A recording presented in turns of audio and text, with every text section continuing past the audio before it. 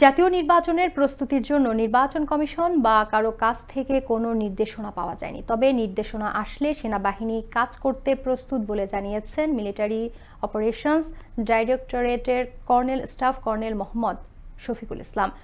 দেশব্যাপী নিরাপত্তা রক্ষায় সেনাবাহিনীর গৃহীত পদক্ষেপ ও অভিযানের বিস্তারিত তুলে ধরেছে আইএসপিআর। এক প্রেস ব্রিফিংয়ে কর্নেল শফিকুল ইসলাম জানান, জনস্বার্থে পরিচালিত এসব অভিযানে সন্ত্রাস, ভেজাল খাদ্য, অনলাইন প্রতারণা থেকে শুরু করে পার্বত্য অঞ্চলের সংঘাত দমন পর্যন্ত নানা ক্ষেত্রেই রয়েছে দৃশ্যমান সাফল্য। বিস্তারিত জানাচ্ছেন সহকর্মী এস.এম. মামুন। ক্যামেরায় ছিলেন রাশেদ আবির।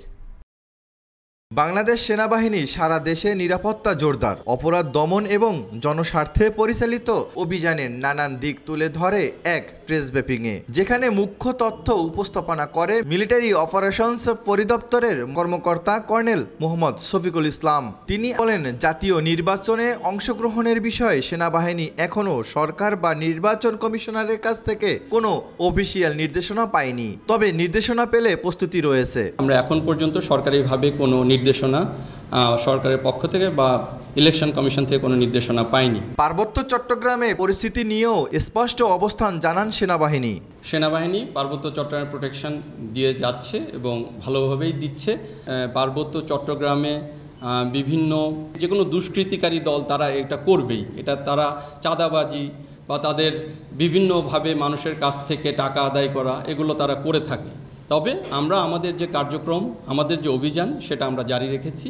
গোপালগঞ্জে সাম্প্রতিক ঘটনায় কেন্দ্র করে সেনাবাহিনীর ভূমিকায় প্রশ্ন উঠলেও কর্নেল শফিকুল ইসলাম স্পষ্ট করেন, আপনারা জানেন এটা একটা অনাকাঙ্ক্ষিত একটা পরিস্থিতি ছিল, যেখানে ইট পাটকেল নিক্ষেপই শুধু করা হয়নি, এখানে আপনার ককটেল নিক্ষেপ করা হয়েছে। যখন সেখানে আপনার জীবন নাশের হুমকি ছিল, তখন আত্মরক্ষার্থে আমাদের যে বাহিনীগুলো, আপনার আইনশৃঙ্খলা বাহিনী ছিল, তারা বল প্রয়োগ করেছে। তিনি আরও বলেন, দেশের সব আইনশৃঙ্খলা বাহিনীকে সম্মিলিতভাবে কাজ করতে হবে এবং সবার মধ্যে সচেতনতা জরুরি।